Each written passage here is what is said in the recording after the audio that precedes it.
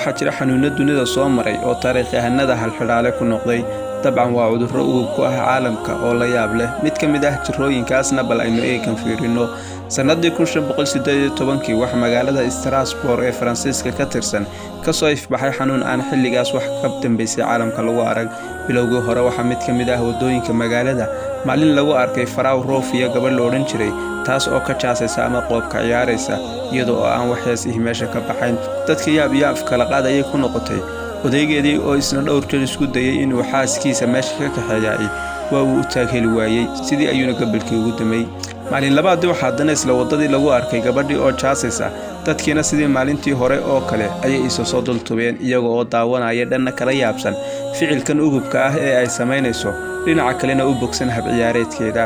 gabadhase waxaa iyada hayay tabardarro badan maadaama oo aanay labadii cisho biyo iyo baatoona afka saarin. waxaa intaa u dheeraa quruurixii wadada yaalay oo lugaheeda dhaawac gaarsiiyey, taas oo sababay in ay dhiig baxaan. maalin saddexaadkii waxaa wadadii lagu arkay dhowr qof oo kale oo iyana samaynaya wixii ay gabadhu falaysay oo kale. toddobaadyo kamay soo wareegin markii dad boqolaal ah ay isugu soo bixeen wadooyinka si ay u wada jaasaan. dadkan kamu ahayn qoobka ciyaarkani mid madadaalo ah. waxaa la arkayay iyaga oo tabcaansan oo guddi maalintii iyo habeenkii oo dhan jaasaya, milicda iyo qabowgana aan dareemayn. waxaa jidhkooda maalintii ka hori jiray ilo dhidid ah, cagahoodana waxaa ka daadan jiray dhiig ay sababeen kabihii hargaha ama looxyada ka samaysnaa ee ay gashanayeen. kolka loo sii fiirsadana waxaa ka muuqanayay daal, tabcaannimo iyo weliba xaalad kale oo argagax leh. indhahooduna way takhlanaayeen oo meelo shishe ayay ku dhageegsanaayeen. arrintani waxa ay warwar ku dhalisay madaxdii magaalada ka talinaysay. bilowgii hore waxa ay wadaadadu ku doodeen in ay magaalada ku habsatay habaarkii wadaad Fiitos, balse maamulkii magaaladu waa ay ka dhaga adeegeen oo waxa ay raaceen talooyinkii ay dhakhaatiirtu soo jeediyeen.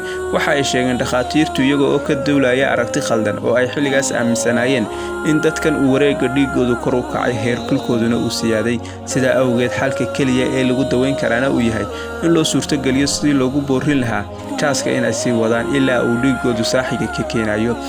dowladdii si halkahaleel ah ayay taladii u fulisay.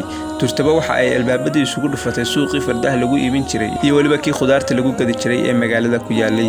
waxa ay shaqaalaysiisay nijaarin iyo farsamo yaqaano fara badan si ay suuqyadaas ugu bedelaan masraxyo ay dadku ku jaasaan.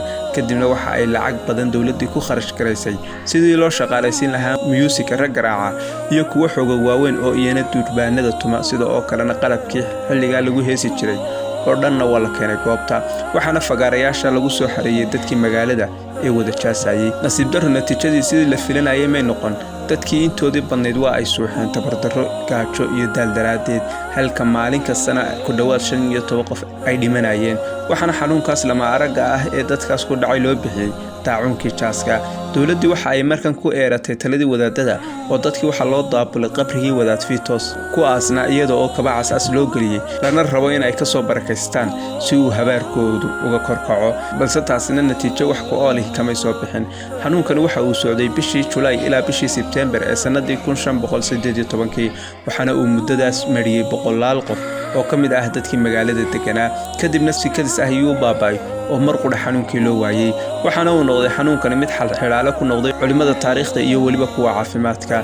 inkasta oo magaaladana ay tahay tii ugu dambeysay ee xanuunkan lagu arkay, haddana waxaa jira meelo iyada horteed inkasta oo uu koobnaa haddana xanuunkan lagu arkay, waxaana ka mid ah Holland iyo Jarmalka.